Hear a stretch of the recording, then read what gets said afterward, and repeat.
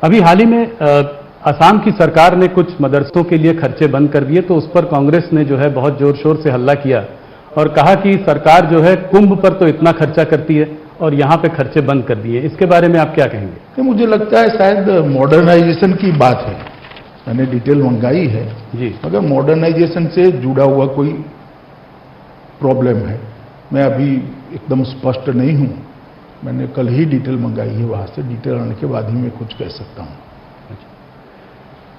अमित जी, एक चीज जो कि मैंने एक आध इंटरव्यू में पहले भी कही थी और ये आपने इसमें बहुत चर्चा भी की थी। आपसे मैंने एक बार पहले भी पूछा था कि ये भारतीय जनता पार्टी और शिवसेना में दरार पड़ गई है, अपने अपने रास्ते चले गए हैं, तो आपने मुझसे कहा था कि भारतीय जनता पार्टी कभी शिवसेना से दूर नहीं जाना चाहती थी क्योंकि ये बहुत पुराने एनडीए के सदस्य थे।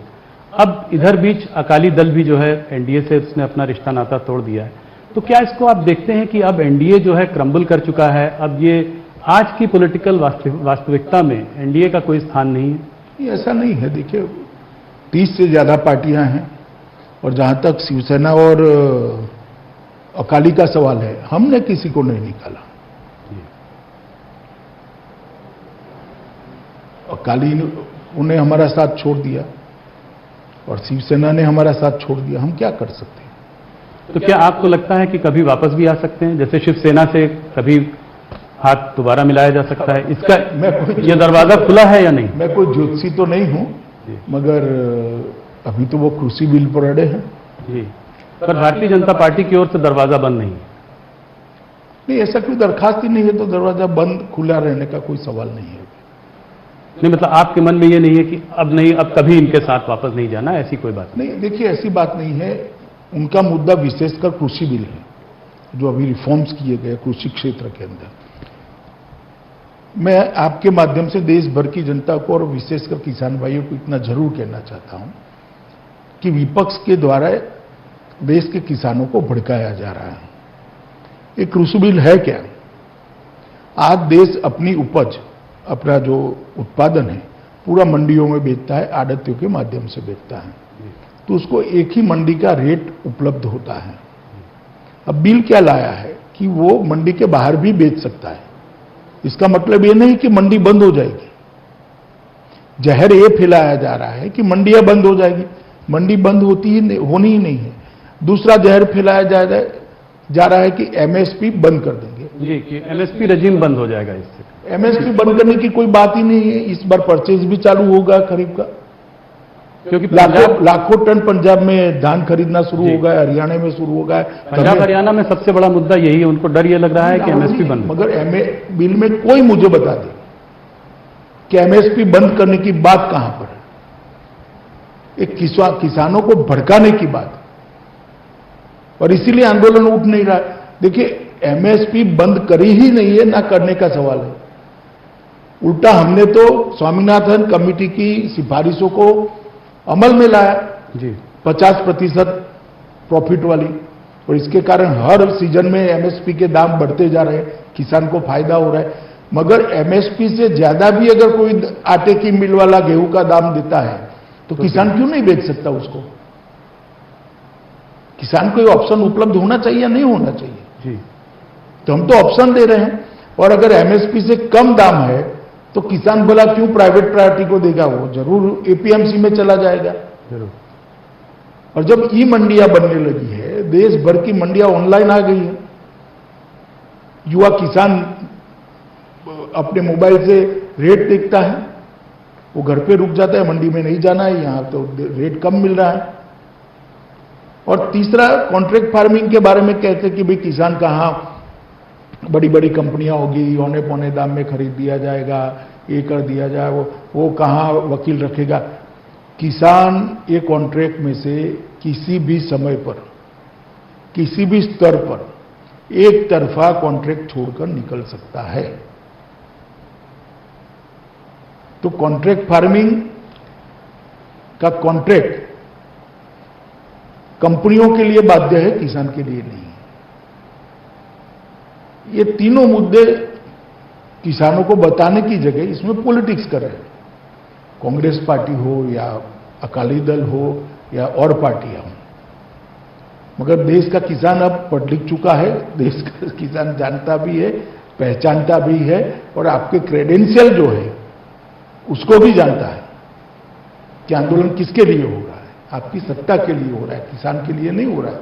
मैं पूछना चाहता हूं राहुल गांधी को, इतने ट्वीट करते हैं, जरा बता दें कि उनका समय जब था, यूपीए की सरकार थी, कितना एमएसपी के दाम पर गेहूं चावल खरीदा जा सकता था और श्री मोदी जी की सरकार में कितना, कंपेरेटिव आप ट्वीट करें जी, कितने रुपये का खरीदा जाता था, अब कितना खरीदा जाता है, वो कंपेरेटिव ट्वीट करें।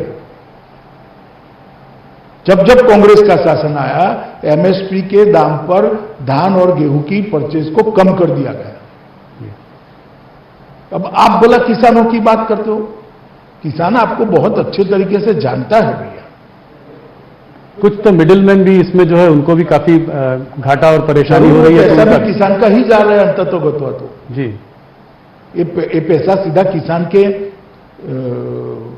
जेब में जाना चाहिए, बिचौलियों का पैसा, और इसीलिए ये सुधार है। देखिए राहुल जी, मैंने पहले भी किया था कि नरेंद्र मोदी सरकार लोगों के लिए अच्छे हो ऐसे फैसले लेती है, अच्छे लगे ऐसे फैसले नहीं लेती, और ये फैसला किसानों के लिए अच्छा फैसला है, किसान के भविष्य को सुधारने वाला फैसला है। नहीं, बोल्ड रिफॉर्म्स हैं। कुछ लोग कहते हैं कि जैसे 1991 में रिफॉर्म्स आए थे, उसी तरह का रिफॉर्म्स आज एग्रीकल्चर में आया। 1991 में भी इसकी कोई हिम्मत नहीं कर पाया था। जी, एग्रीकल्चर में नहीं हुआ था। देश के 70 करोड़ लोगों के भविष्य को आगे बढ़ाने के लिए फैसला है। तो ये किसानों को आप लोग कैसे समझाएंगे, खास करके हरियाणा पंजाब में, जहां पर की ज्यादा राइस और हरियाणा में तो अब ज्यादा आंदोलन नहीं रहा है, और पंजाब में भी लगभग मेरे हिसाब से 1.5 लाख टन से ज्यादा तो धान आ चुका। जी, किसान चला गया अपना ट्रैक्टर लेकर एमएसपी के दाम से बेचने के लिए। ऐसी बात नहीं है। बिहार में भी ये कोई बहुत बड़ा चुनावी मुद्दा नहीं है ना। मैं आपसे एक पहले ब्रॉड सवाल पूछना चाहता हूं, उसके बाद एक स्पेसिफिक सवाल पूछूंगा। मुझे लगता है कि देश में जैसे हाथरस का मुद्दा है, ये कोई हाथरस में कोई ऐसी बात तो नहीं है कि ये चीज हाथरस में हुई हो, चाहे यूपी हो, बिहार हो, मध्य प्रदेश हो, और भी तमाम प्रदेश हो हमारे देश में। रेप का मुद्दा एक बहुत बड़ा मुद्दा रहा है, सिक्योरिटी का मुद्दा, लॉ एंड ऑर्डर का मुद्दा बहुत बड़ा मुद्दा रहा है। क्या आपको लगता है कि देश में एक लार्जर पुलिस रिफॉर्म्स की जरूरत है? नहीं, देखिए, रिफॉर्म की जरूरियात को कोई इनकार नहीं करता, मगर आप मुझे बताइए, हाथरस में भी रेप होता है और जयपुर में भी, राजस्थान में भी होता है, टूल क्यों सिर्फ हाथरस को मिलता है? कारण क्या है? किसी दुर्भाग्यपूर्ण घटना को जी, राजनीतिक रंग देना कितना उचित है? और अपराधी उसी दिन पकड़े गए हैं, उसी दिन तीनों अपराधियों को धर लिया गया है, जेल में है आज।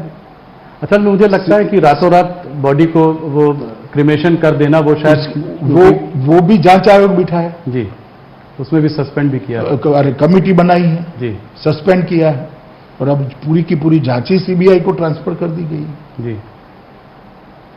मगर किसी चीज को बढ़ाकर राजनीति करना, मुझे लगता है इस प्रकार के मामलों में नहीं करना चाहिए। पर आप ये मानेंगे कि यूपी गवर्नमेंट ने थोड़ी बहुत मिसहैंडलिंग उसमें की है?